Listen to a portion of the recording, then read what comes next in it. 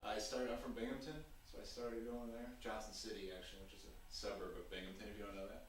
I was a really bad high school student. I spent more time hanging out and skateboarding than I did doing any work.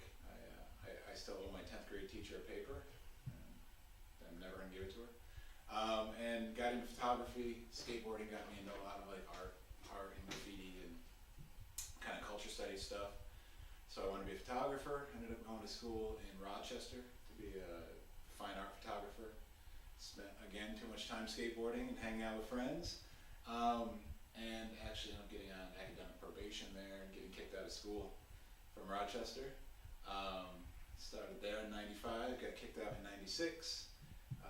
Did community college back in Binghamton for a year and figured out how to be a student. I probably should have gone to community college first out, right out of high school, but I didn't. I wanted to get away, get away from home. Um, so then I transferred back to Rochester. They let me back in. Realized that I was more into English and writing and kind of that side of the creative world. I'm still a photographer. I still take photos every day. A lot of different stuff, and I still paint and I still draw and everything. But I realized that English and writing was much more what I was interested in. Transferred to another school in Rochester, University of Rochester, and got my bachelor's after 6 years, start to finish, from University of Rochester, and that was 2001, I think.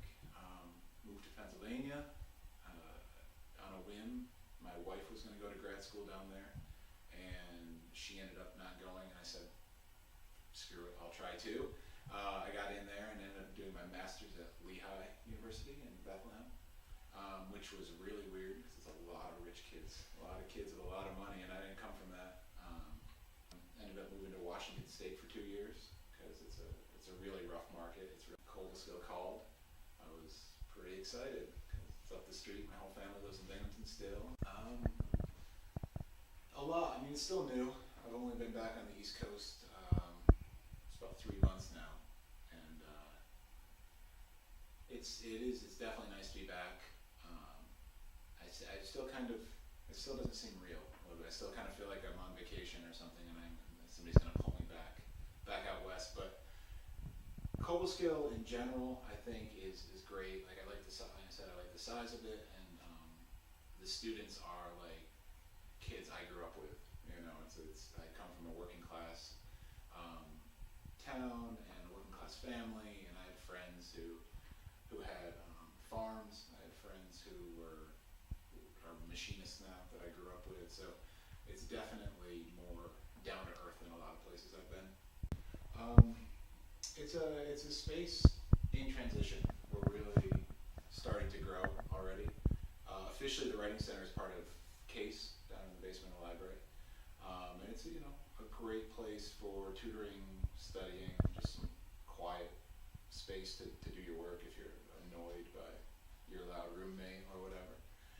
But the Writing Center in the past has been kind of co-opted into the larger CASE environment, and now we're starting to bring it out and make it its own kind of entity.